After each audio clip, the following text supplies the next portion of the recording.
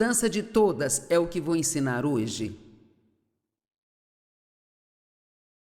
E de fato, a maior mudança de todas é a mudança que Deus faz em nós.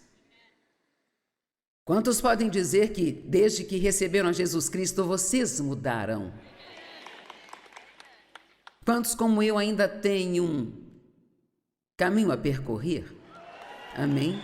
Quer saber? Nós estaremos sempre mudando até Jesus voltar para nos buscar. Então, se você ainda não está aperfeiçoado, não fique deprimido com isso.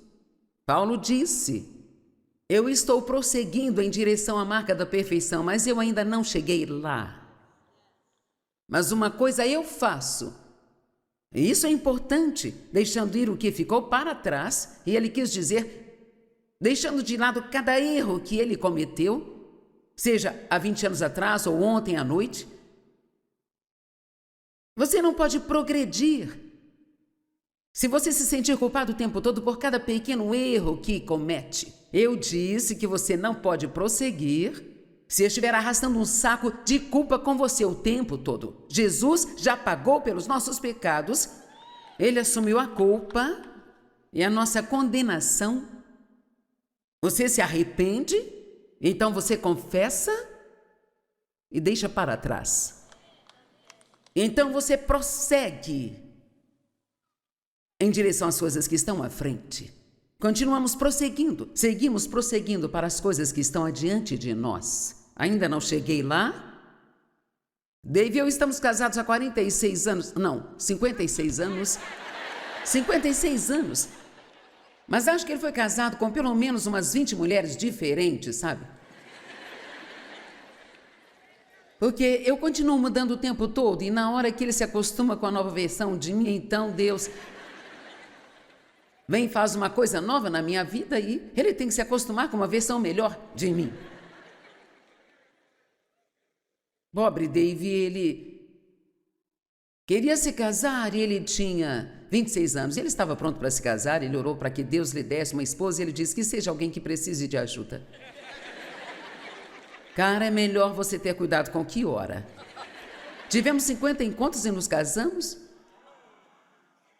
Sempre digo que ele teve que se casar logo antes de descobrir o que estava levando. E depois de 3 semanas de casados, ele olhou para mim e disse: o que é de errado com você? Eu era uma bagunça. Eu parecia bem do lado de fora, mas estava bagunçada na minha alma. Quantos sabem que é sua alma que precisa ser curada? Mesmo depois que Jesus entra em seu espírito, quando nasce de novo, ele entra em seu espírito e assim tudo é aperfeiçoado lá. A Bíblia diz que você é santificado. Todas as coisas boas, todo o fruto do Espírito, tudo de bom está aí dentro de você. Você não fica esperando para receber, você já tem, está em você, todos repitam: eu tenho. Bem, se eu tenho, então por que não ajo conforme isso? Bem, o Espírito Santo tem que trabalhar esse processo dentro de nós, de levar o que está em nosso espírito para a nossa alma. Sua mente tem que ser renovada, você tem que mudar de mente, falaremos disso amanhã. E você não precisa de ajuda com a mente, não é mesmo? Você nunca teve problemas com seus pensamentos. Ok, você tem que mudar a forma de falar. Se você quiser ter o que Jesus morreu para dar a você, tem que mudar o jeito de falar. Tem que aprender a dizer o que a palavra diz, não o que você sente, o que pensa. Então, à medida que a nossa alma é curada, que a nossa mente é renovada e nossa alma é curada e aprendemos a usar a nossa vontade para escolher a vontade de Deus, Deus nos deu livre-arbítrio. E sabe, algumas pessoas dizem: eu não acredito que existe o inferno, não acredito que um Deus amoroso te mandaria para o inferno. Bem, Deus não manda ninguém ir para o inferno. Eles é que escolhem ir para lá por não fazerem o que Ele manda fazer. E o inferno é real. E o céu é real. E o diabo é real. E os anjos são reais. E o mal é real. E o bem é real. E nós podemos escolher. Eis que põe diante de ti a vida e a morte, escolha a vida, para que tu e teus descendentes, toda boa decisão que você toma afeta seus descendentes. E toda decisão ruim que você toma afeta os seus descendentes. Temos 4 filhos maravilhosos e 12 netos maravilhosos e 6 bisnetos maravilhosos. Mas todos estão servindo a Deus? Mas isso começou com as decisões que Dave e eu tomamos, e as decisões que Dave tomou começaram com as decisões que a mãe dele tomou. O seu pai, ele era um alcoólatra, mas a sua mãe era uma mulher santa. Então, sabe, mesmo que você seja casado com alguém que não está vivendo uma vida santa, se você viver uma vida santa na frente de seus filhos, você pode ter um efeito sobre eles. Amém? Qualquer que seja o tipo de bagunça que a última geração lhe deu, você não precisa passar para a próxima geração.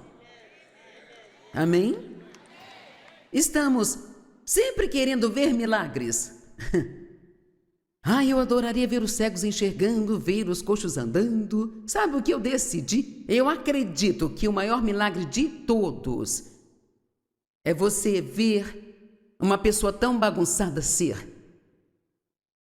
completamente curada e restaurada pela graça de Deus. Nós vimos milagres o tempo todo e não aprendemos o suficiente com isso. Deixe-me dizer algo. Sabe, cada pequena mudança que Deus faz em você, você precisa reservar um tempo para celebrá-la em vez de lamentar sobre todas as coisas que ainda estão erradas com você. Agora, algumas das coisas que estavam erradas comigo. Aliás, faltou até papel para anotar, sabe? 2 Coríntios 5, verso 17, se alguém, estamos todos incluídos aqui, se alguém está em Cristo, ele é, não é ele será, ele é uma nova criação, uma nova criatura por completo. A velha condição moral e espiritual anterior já, não é vai, é já. Temos que prestar atenção a essas palavras. A Bíblia diz a você o que você é e quem você é. Mas você tem que acreditar. E a mensagem que eu quero que receba hoje é: você tem que crer antes de ver. E vou dizer isso várias vezes aqui hoje. E isso é muito difícil de entender porque no mundo aprendemos o oposto. Mas na economia de Deus, a maneira como Ele faz as coisas, você tem que acreditar no que Ele diz antes de ver isso em sua vida. Seja para você assim como você acredita. Então, você diz o que Deus diz, eu sou uma nova criação. O velho homem já morreu com Cristo, eu sou uma nova criatura, e o diabo vai sussurrar em seu ouvido. Então por que você age como idiota? Bem, porque eu tenho uma carne que ainda está sendo mudada. Veja, a razão pela qual sentimos uma guerra tão grande depois que nascemos de novo. Quem se lembra de coisas que fazia antes de ser salvo, que não te incomodavam em nada, e uma vez que recebeu Jesus, agora de repente você fica incomodado quando faz essas coisas? Isso é porque você é como duas pessoas. Você é um novo homem, mas ainda está arrastando o velho homem com você, e ele tem que ser, não se esqueça dessa palavra, crucificado. Acabei de escrever no livro e custei para terminá-lo. O título é E Quanto a Mim.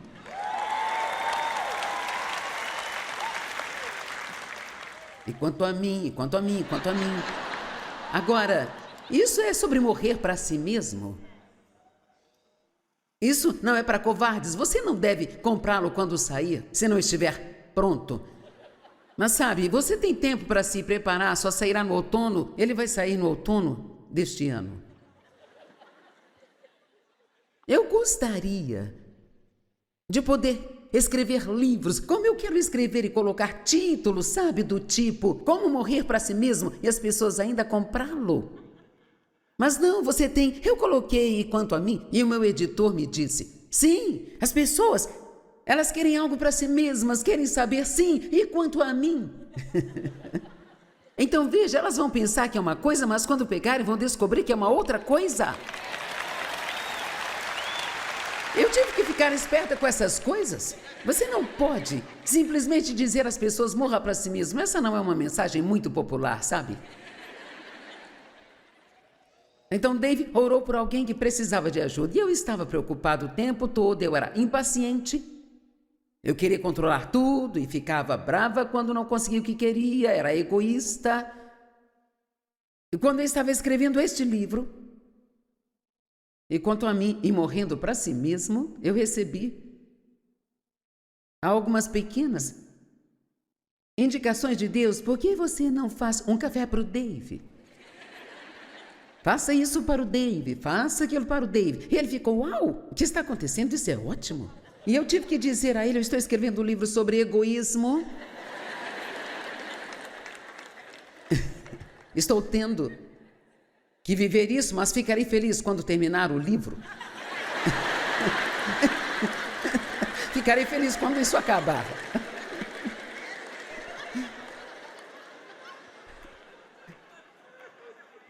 Oh, cara, eu era negativa e crítica, julgadora, implacável e tinha uma mentalidade de vítima. Eu era ciumenta e ingrata, inventava desculpas para todo o meu mau comportamento. Eu continuava e continuava e continuava. Tem alguém aqui que esteve tão ruim quanto eu? Todos nós, na verdade. Bem, algumas dessas coisas Deus me ajudou a superar completamente. Mas algumas delas, eu posso estar na metade do caminho ainda. Então, sabe, você continua prosseguindo em direção àquele lugar de perfeição do qual Paulo falou, mas nesse meio tempo, não fique pensando o que é de errado comigo. Não existem pessoas perfeitas por aí, nem mesmo os pregadores. Eles podem não contar tudo, mas acredite, nós temos coisas. Temos coisas como todo mundo tem. Deus nos muda por dentro quando nascemos de novo. E somos equipados com tudo o que precisamos para viver de uma forma totalmente nova. Ouça isso. Efésios 1, verso 3. Louvado seja o Deus e Pai de nosso Senhor Jesus Cristo, que já nos abençoou no reino celestial com todas as bênçãos espirituais em Cristo. Já está feito. Posso te dizer algo? Nós não estamos esperando que Jesus faça coisa alguma. Ele já veio fazer tudo o que precisava ser feito. Não estamos esperando em Deus. Ele está esperando que acreditemos. Mas temos que acreditar antes de ver. E acho que precisamos também confessar as coisas. Essa foi uma das maiores lições da minha vida. Deus me ensinou a confessar sua palavra antes que eu ouvisse o sermão sobre ela. O Espírito Santo me ensinou isso. Eu era uma pessoa muito negativa e eu ficava sempre dizendo coisas negativas. E Deus começou a lidar comigo sobre isso, sabe? E assim, eu parei de dizer coisas negativas, achei que estava indo muito bem, então... Mas depois de 6 meses, nada mudou na minha vida e eu fui até Deus e eu disse, estou indo muito bem, eu não tenho dito coisas negativas e nada mudou. E ele disse, você não está dizendo coisas negativas, mas também não está dizendo coisas positivas? E foi assim então que Deus me ensinou que não se trata apenas de não fazer a coisa errada, sabe? Vamos, agora entenda isso. Temos que fazer a coisa certa. O que Jesus disse, se você expulsar o demônio e deixar o lugar vazio e limpo, ele vai voltar e trazer mais 7 demônios com ele. Você não pode ter um espaço vazio, você tem que preenchê-lo com coisas boas. E se sua mente está cheia de coisas boas, então não há lugar para pensamentos ruins entrar. Não podemos só dizer, eu vou me esforçar para não ter maus pensamentos. Não, você não precisa nem se esforçar para não ter maus pensamentos, é só começar a ter os bons.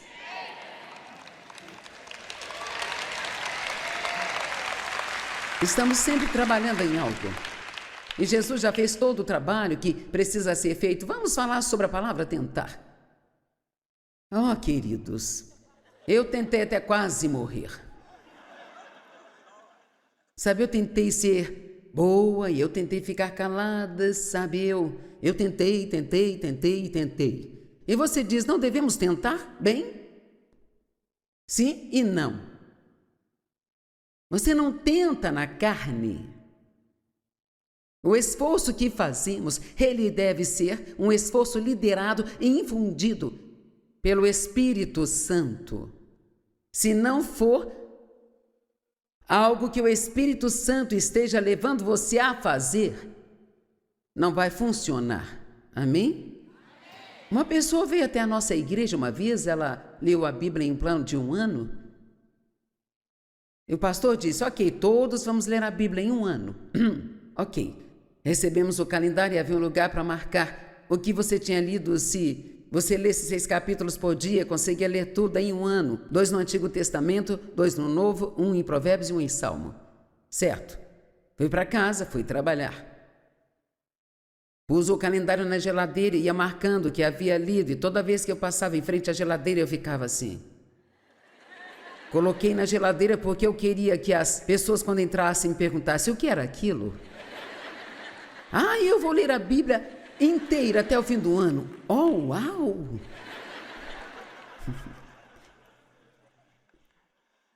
Eu estava muito bem porque eu estava tentando. Mas então, de repente, eu comecei a ter alguns buracos no meu calendário, sabe? Porque você só consegue tentar até se desgastar e... Então, quando você esgota a si mesmo... E se Deus não está naquilo, você então tem grandes problemas. Bem, eu não comecei a tentar ler a Bíblia em 1 ano porque o Espírito Santo me levou a fazer isso. Sabe por que comecei? Porque quando o pastor perguntou no domingo de manhã quem iria ler a Bíblia em 1 ano, eu não queria ser a única pessoa a não levantar a mão. Temos que nos perguntar quais são os nossos motivos, por que nós estamos fazendo. Porque se não estamos fazendo isso porque nos sentimos levados pelo Espírito a fazê-lo, se estamos fazendo para agradar aos homens e não para agradar a Deus, então isso não vai funcionar. Amém? Eu estou nisso há 45 anos, então eu estou entregando um monte de informações para vocês em um curto período de tempo. Tomem nota de tudo. Pegue a versão gravada ou compre o livro, ou seja lá o que for, mas temos que estudar essas coisas. Amém? Então, você não tenta na carne. Mas a Bíblia está nos dizendo, em 2 Pedro, ele nos fala de tudo que Deus fez por nós, e ele diz, agora adicione a isso seu esforço e a sua diligência. Mas esse deve ser um esforço infundido pelo Espírito Santo. Veja, eu estava tentando mudar a mim mesma e eu ficava tão frustrada, porque nada estava acontecendo e eu não entendia nada. Quantos já passaram por isso? Oh Deus, eu estou tentando. Então, de vez em quando, eu desisto. Aí nós choramos e achamos que Deus vai sentir pena de nós, e Ele não sente. E finalmente você descobre que não pode mudar a si mesmo, que só Deus pode mudar você. Porque Ele diz, sem mim nada podeis fazer. Então, o que eu estava deixando de fora é que eu ouvia um sermão, talvez no domingo de manhã, sobre a boca. E eu sabia que eu tinha uma boca grande que me deixava em apuros o tempo todo, então eu ia para casa e eu fazia o meu plano de como eu ia manter minha boca fechada. E assim, o meu plano era parar de falar todo tipo de coisa errada e não dizer nada. Eu simplesmente não vou falar nada. Eu não vou falar mais nada, se não haverá problemas. Mas aí então eu comecei a ficar deprimida.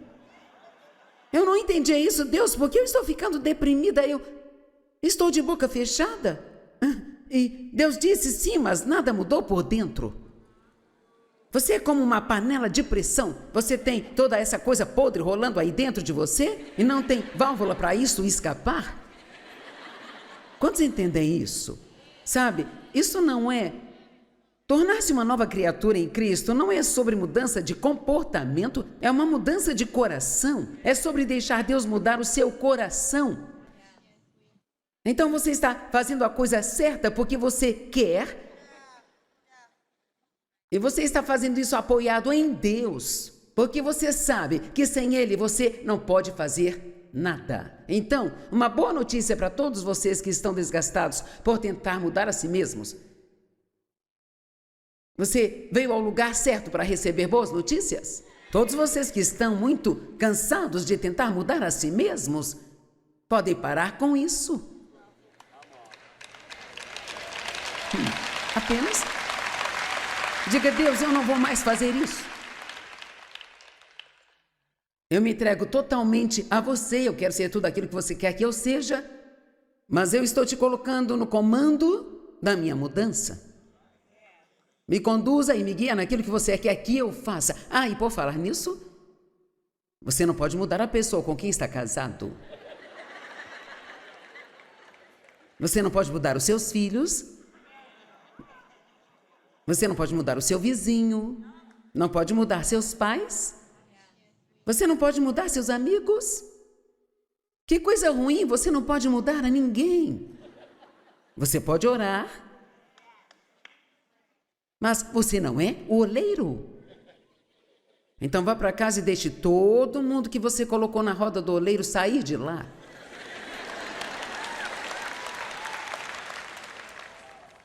Apenas imagine a carga que sairá de você. Quando entender que você não é o Espírito Santo Júnior e que você não tem que mandar no mundo todo. Pense nisso, você pode ser livre para se tornar um cristão. Quero dizer, um cristão de verdade. Amém? Você tem que acreditar antes de ver. Algumas pessoas dizem que é difícil viver a vida cristã. Eu posso te garantir que não é difícil, é impossível. Você não pode viver a vida cristã e eu também não. Jesus é que tem que viver através de nós. Amém? Essa notícia é melhor do que você está pensando. Ah, é tão difícil viver a vida cristã. Não. Quando o diabo lhe disser é difícil, diga, não, você está errado, é impossível. Não é difícil, é impossível. Mas eu posso passar tempo com Deus, posso estudar a palavra, posso me assentar na presença de Deus e deixá-lo mudar-me. Amém? Então, você vai relaxar e algo vai mudar e você vai dizer, cara, isso só pode ser Deus.